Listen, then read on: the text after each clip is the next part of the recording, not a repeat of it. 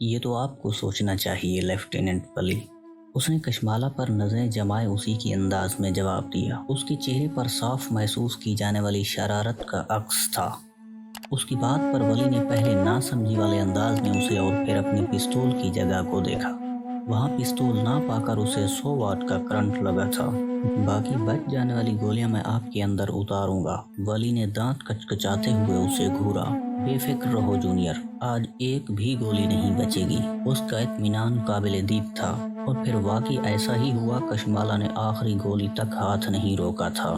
ملک نذیر کا چھلنی جسم تڑپ تڑپ کر ٹھنڈا ہو چکا تھا اور وہ اب بھی زہر خند نظروں سے اسے گھور رہی تھی۔ اس نے امجد صاحب سے پستول چلانا سیکھا تھا اور ریحان کے ساتھ مشن میں وہ پستول سے ہی دشمن پر وار کیا کرتی تھی۔ تم لاش ٹھکانے لگانے کا انتظام کرو، میں کشمالہ کو گھر چھوڑ کر آتا ہوں، وہ ولی کو کہتے ہوئے باہر آ گیا۔ اس نے ولی کے دبے دبے احتجاج پر کان نہیں دھرے تھے۔ تواتر سے گولیاں چلا کر آپ کے ہاتھ میں تکلیف ہو رہی ہوگی، یہ باندھ لیں۔ مجتبیٰ نے اپنی پینٹ کی سائیڈ جیب سے ایک رومال نکال کر اس کی طرف بڑھایا۔ جو درد سہنے کے عادی ہوں انہیں یہ چھوٹی چھوٹی تکلیفیں کچھ نہیں کہتی۔ اس نے رومال پکڑنے کے لیے ہاتھ نہیں بڑھایا تو مجتبیٰ نے واپس رکھ لیا۔ آپ کی ایک امانت تھی میرے پاس۔ اب کہ مجتبیٰ نے ڈش بورڈ پر پڑی ڈبیا اٹھا کر اس کی طرف بڑھائی۔ یہ نفرت کو محبت میں بدلنے کی دوا ہے، امید ہے پہلی خوراک سے ہی افاقہ ہوگا۔ کشمالہ کی آنکھوں میں سوالیہ نشان دیکھ کر اس نے مسکراتے ہوئے بتایا۔ کشمالہ نے ڈبیا کھولی۔ اس میں زینب بی بی کی چین، ایک انگوٹھی اور چھوٹے چھوٹے ٹاپس تھے۔ یہ وہ زیور تھا جو وہ ہمیشہ پہن کر رکھتی تھی اور پھر عدت کے دوران انہوں نے اتار کر دوپٹے کے پلو سے باندھ دیا تھا۔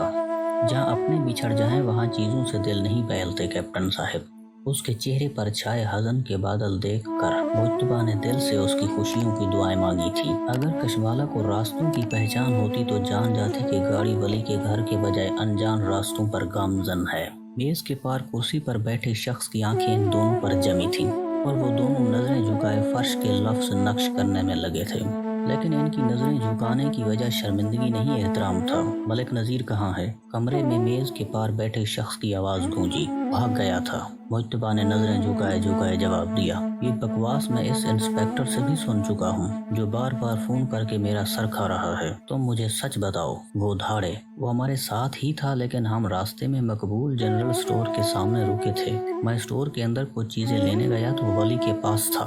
واپس آیا تو مجھے ولی اکیلا ملا۔ اتنی سی دیر میں وہ بھاگ چکا تھا۔ وہ روانی سے وہ سب بولتا رہا جو سوچ چکا تھا۔ یہ سچ کہہ رہا ہے ولی؟ انہوں نے ولی کی طرف دیکھا۔ یس سر، میں نے اسے پکڑنے کی بہت کوشش کی لیکن وہ کسی چھلاوے کی طرح غائب ہو گیا۔ ولی کی طرف سے ترنت جواب آیا۔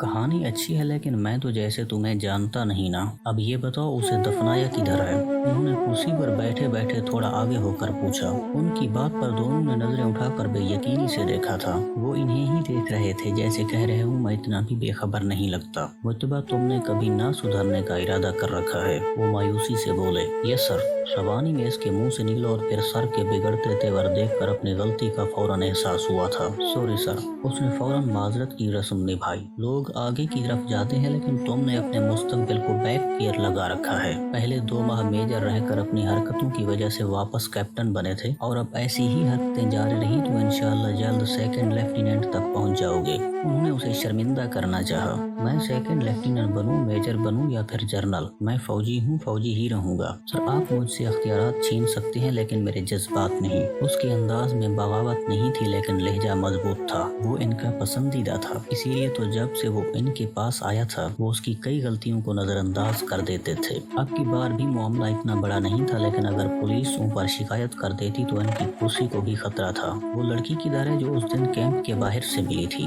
انہوں نے کشمالہ کے بارے میں پوچھا۔ وہ اسی دن رات کو بھاگ گئی تھی۔ جواب پھر مجتبیٰ کی طرف سے ہی آیا تھا۔ اور تمہیں تو جیسے پتہ ہی نہیں کہ وہ کہاں گئی ہے، انہوں نے طنز کیا تھا۔ جواباً خاموش رہا تھا لیکن اس کے ہونٹوں کے کناروں کو ایک ہلکی سی مسکراہٹ نے چھوا تھا جو سامنے بیٹھے آفیسر کی زیرک نگاہوں سے بھی چھپی نہیں رہی تھی۔ اس کی ماں اور بہن کی تدفین کا کام بھی ایصال ثواب کی نیت سے کیا ہوگا۔ انہوں نے طنز کا ایک اور تیر مارا۔ بالکل سر، مقابل بھی اپنے نام کا ایک ہی تھا۔ تم دونوں کو 3 ماہ کے لیے برطرف बरतरफ किया जाता है और इसी दौरान सबसे पहले मलिक नज़ीर वाले मामले को निपटाओ। दोबारा मुझे शिकायत नहीं मिलनी चाहिए। सख्त अंदाज में कहते हुए उन्होंने अपने सामने फाइल खोल ली थी जो इस बात की तरफ इशारा था कि अब जाओ। ओके सर, लेकिन वली ने कुछ कहना चाहा। बकवास बंद करो और अपनी पिस्तौलें यहाँ रख कर जाओ। उनके बेलचक अंदाज में कहने पर वो दोनों मेज पर पिस्तौल और अपने बैज रख कर बाहर आ गए। वो कुछ नहीं करेगी, ज्यादा से ज्यादा 1-2 थप्पड़ मार देगी, 2-4 गालियां दे देगी, फिर हम मलिक नज़ीर को वापस पुलिस के हवाले कर देंगे। और इन मोहतरमा ने वाकई कुछ नहीं किया सिवाय हमें बरतरफ करवाने के।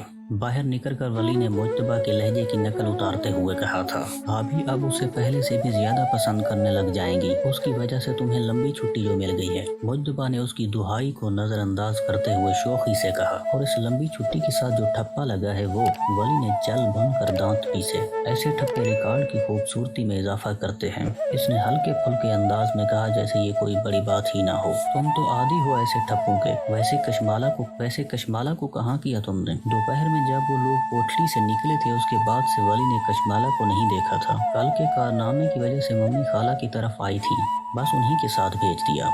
मुझे यकीन था सर इसके बारे में जरूर पूछेंगे। मुज्तबा ने तफसील बताई। वेरी स्मार्ट, वली के लहजे में सताइश थी। Any doubt? वो इतराया। कुछ देर बातें करने के बाद वली चला गया तो वो भी सोने के लिए कैंप में बने अपने कमरे में आ गया। आज नींद की वादी में जाते हुए वो कदरे मुतमईन था। सुबह उसे भी अपने घर जाना था, लेकिन वो नहीं जानता था कि सुबह एक और बड़ा दिन उसका मुंतजर है।